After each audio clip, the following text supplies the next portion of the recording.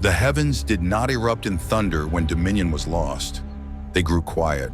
A man still stood on the earth, breathing, walking, alive. Yet something unseen had already shifted away from his hands. The crown had not shattered, it had been surrendered.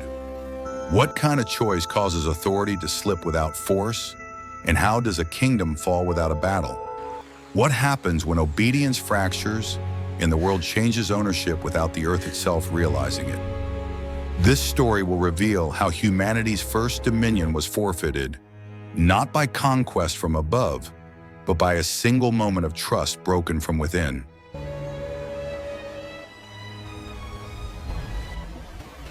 In those days, the earth was young and responsive, shaped by command rather than resistance. Land rose at its appointed time, seas withdrew without protest, and light settled into its boundaries as if obedience were written into matter itself.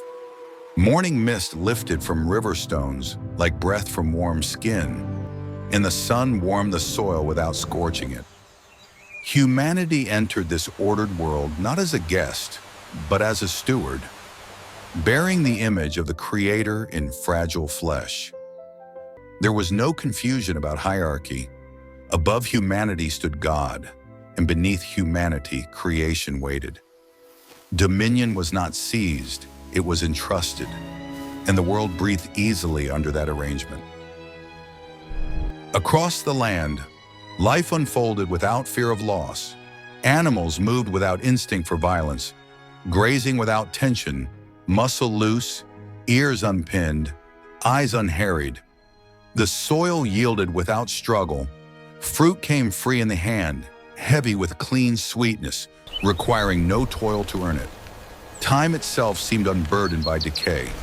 Nothing withered to warn the heart, no scent of rot clung to the air. Humanity walked upright and unashamed, speaking and naming as one authorized to reflect divine will. Power did not crush, it cultivated. Boundaries existed, but they were spoken as mercy rather than restriction. Authority flowed downward, not inward, and as long as that flow remained unbroken, the world remained whole.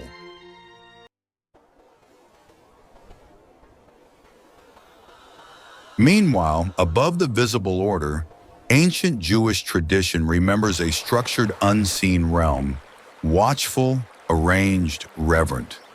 Some ancient writings describe heavenly beings appointed to witness the unfolding of God's design, not as rivals, but as servants within a larger order. Scripture does not linger there, yet it never denies that heaven and earth were once aligned without friction. Dominion on earth echoed authority in heaven like a reflection on still water, and harmony between realms depended on trust rather than force. As long as humanity remained aligned, nothing contested its place.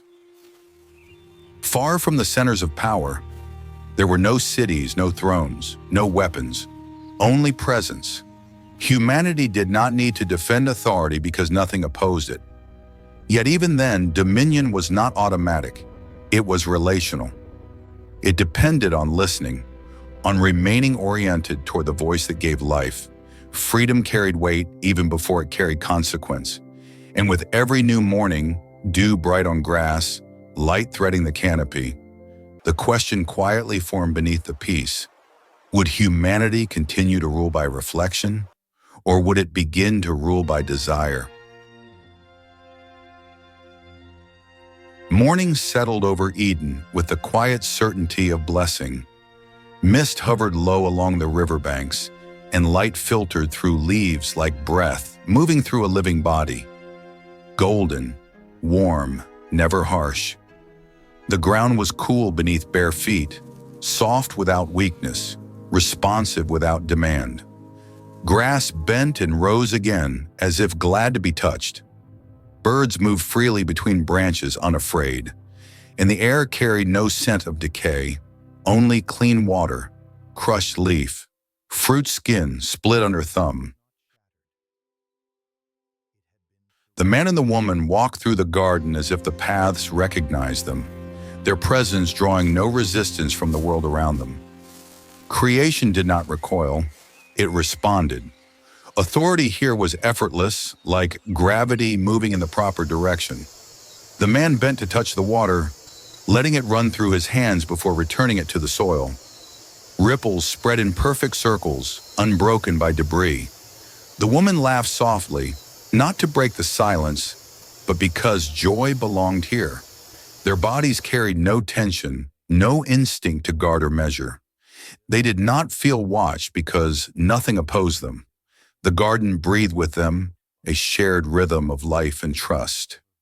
Yet beneath the harmony, a pause lingered longer than it should have. The light held its place a fraction too long. The wind hesitated between movements, leaves quivering as if listening forward rather than resting backward. It was not threat, not yet, only stillness stretched thin. But something was wrong, not in what could be seen, but in what waited without sound, where order remained intact yet vulnerable to the smallest fracture. At the center of the garden stood a tree that did not dominate the landscape. Its trunk was ordinary, its bark rough under the hand, its fruit unremarkable in color, neither glowing nor forbidding, yet the space around it carried weight. The air felt denser there, as though an invisible boundary had been drawn across the soil by an unseen hand. The woman slowed as she passed, sensing the distinction without fear. The man turned his gaze away, not in anxiety, but in trust. The boundary was known, and knowledge itself felt sufficient. Nearby, the river continued its song, steady and obedient, crystal water murmuring over smooth stones. Leaves overhead barely stirred. This limit was not a prison. It was a word spoken into freedom, a reminder that authority flowed from listening rather than grasping.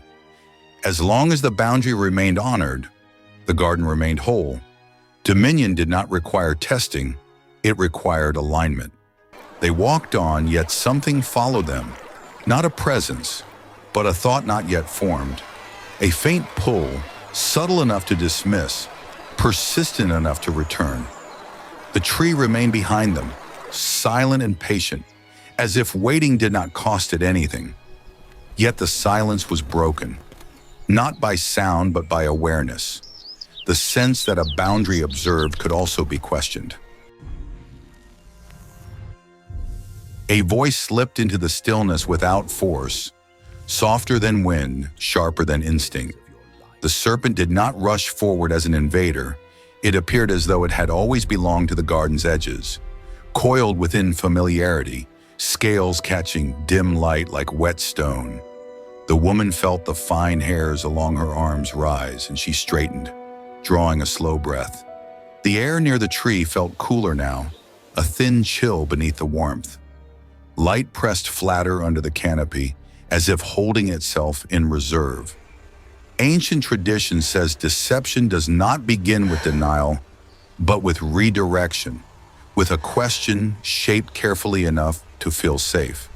The serpent's presence carried no urgency, only patience.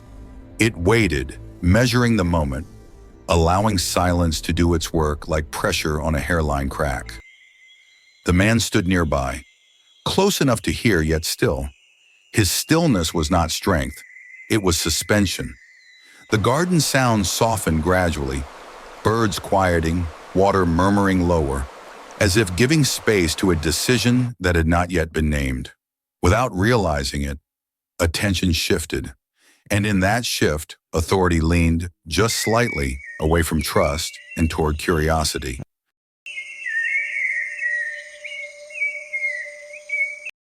The question came without sharpness, almost gentle in tone. The serpent spoke of God as if something precious were being withheld, as if the boundary were not protection, but restraint. Sunlight warmed the woman's shoulders, yet a cool thought settled in her chest. Her fingers curled at her side, loosened, then tightened again. Small motions she did not notice, but her body remembered. The man remained near enough to hear every word and still said nothing. She answered with what had been given. God has said, "You shall not eat of it." Yet the serpent did not argue the command. It reframed it. It spoke of knowledge, of opened eyes, of becoming something more. The fruit had not changed, but her gaze had. It lingered, measuring possibility rather than promise. In that lingering, dominion began to tilt, from stewardship toward possession. The garden remained beautiful, dangerously so. Nothing warned her through fear. Everything invited her through reason. What they did not know was, the moment trust requires justification, authority has already begun to fracture. The woman stepped closer, and the grass bent beneath her weight as if the ground itself registered the shift. Her hand reached out slowly, almost reverently, and her fingers brushed the fruit's smooth surface. Cool, solid, undeniably real. The man inhaled sharply, his hand lifting halfway before falling back to his side. The serpent said nothing now. Silence pressed in, heavier than any command. The sounds of the garden, water, birds, wind, receded, leaving only the choice. She plucked the fruit. The act was small, unremarkable, almost quiet. She bit into it, sweetness filling her mouth like a promise taken rather than given. She turned and offered it to the man. He accepted without protest, without question, and ate. Nothing exploded. No judgment fell. Yet something unseen shifted position, like a crown set down without ceremony. But something was wrong. Freedom arrived for a moment and then emptied, leaving space where authority once rested. The garden did not collapse. Light still filtered through leaves, the river still moved, and the sky did not darken. But inside them, something tore. Their eyes widened, and shame met them immediately, spreading through their bodies like illness. Shoulders hunched, breath shortened. Skin felt suddenly exposed, air against it no longer neutral, but accusing. They gathered leaves with trembling hands, weaving coverings in haste. The first work of human hands was not cultivation, but concealment. The wind brushed against them, no longer comforting, now invasive. Dominion was not taken by force. It slipped away the moment trust dissolved. The beauty of the garden remained, but it no longer felt safe. Distance formed where closeness once lived. And in that distance, accusation found room to speak. Yet the silence was broken. Not by thunder, but by footsteps, steady, unhurried, drawing near. Footsteps moved through the garden with measured calm, unhurried and unmistakable. Leaves trembled, though no wind touched them, and the air grew heavy, as if the ground itself recognized the presence drawing near. The man's chest tightened. The woman's mouth went dry. They fled, not because the presence was cruel, but because they were no longer whole enough to stand within it. They crouched among the trees, knees pressed into cool soil, palms slick with fear against familiar bark. Light slipped through branches in thin lines, exposing rather than sheltering. The river's song sounded distant now, like a memory from another life. Then the voice came, not to accuse, but to locate. Where are you? The question carried sorrow more than anger, yet it pierced deeper than judgment. Without realizing it, they had learned a new instinct, the instinct to hide from the one who had given them authority. The man answered from the shadows, his voice thin, unfamiliar even to himself. He spoke of fear, of nakedness, as if exposure were the problem rather than disobedience. The presence drew closer, not rushing, and the stillness became unbearable, like the pause before a verdict. The question came clearly, without confusion. Have you eaten from the tree?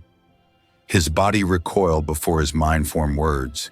He pointed sideways toward the woman. Blame entered the human story without ceremony. Trust fractured not only upward, but between flesh and flesh. But something was wrong. Authority meant to unite had become a shield for self-preservation, and the crown grew heavier with every deflection.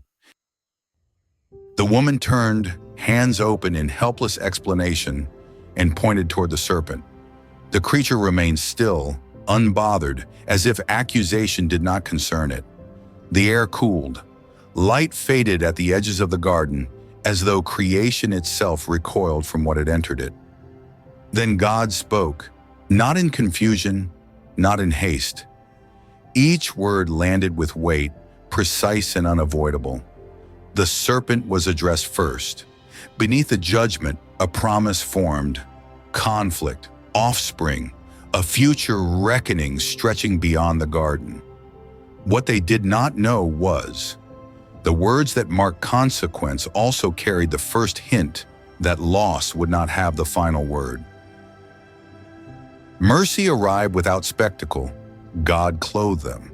The covering was heavier than leaves, warm against trembling skin.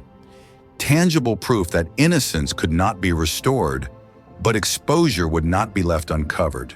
The man did not lift his eyes. The woman did not speak.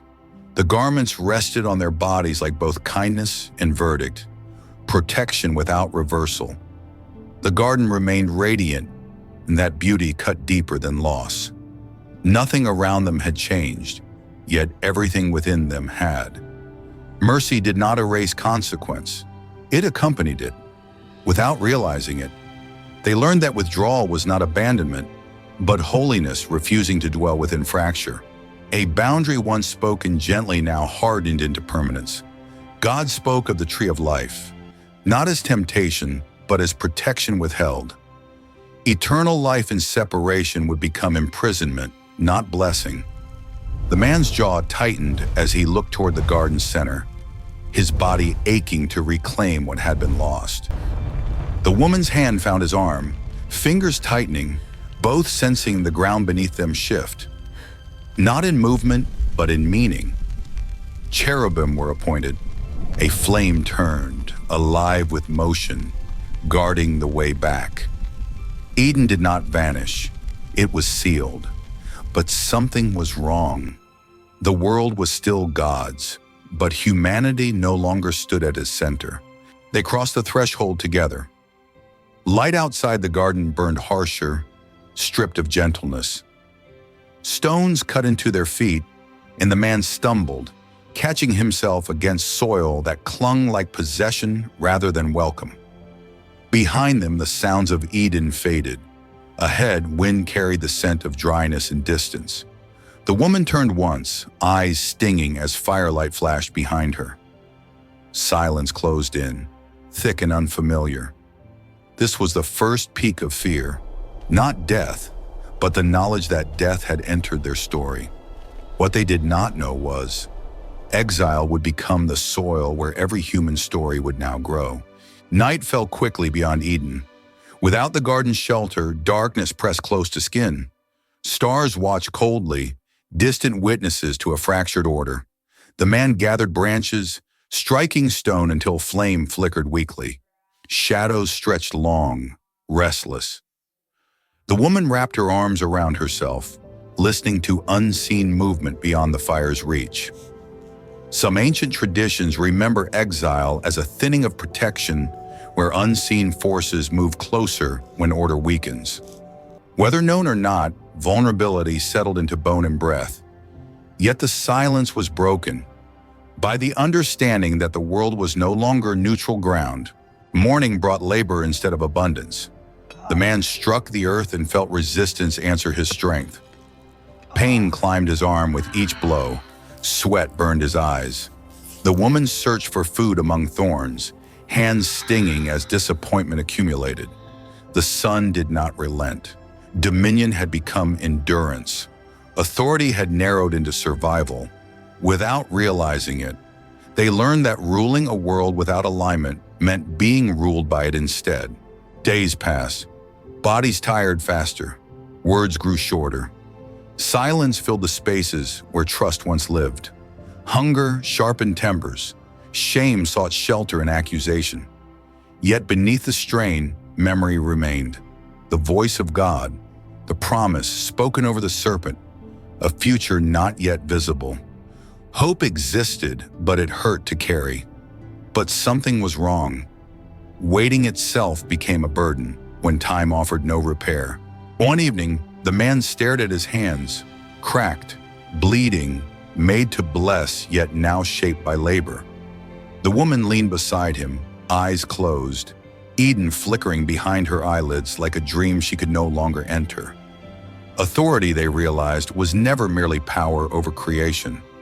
It was nearness to God without fear. Ancient tradition sometimes speaks of unseen beings taking interest when humanity fell, as if inheritance shifted without treaty. Whether imagined or not, the world felt occupied in new ways. What they did not know was loss had created space, and something else would always seek to fill it. Still, the story did not end in abandonment. The man stood straighter, remembering he was still called. The woman lifted her face toward the sky, her breath no longer defiant, not yet prayer.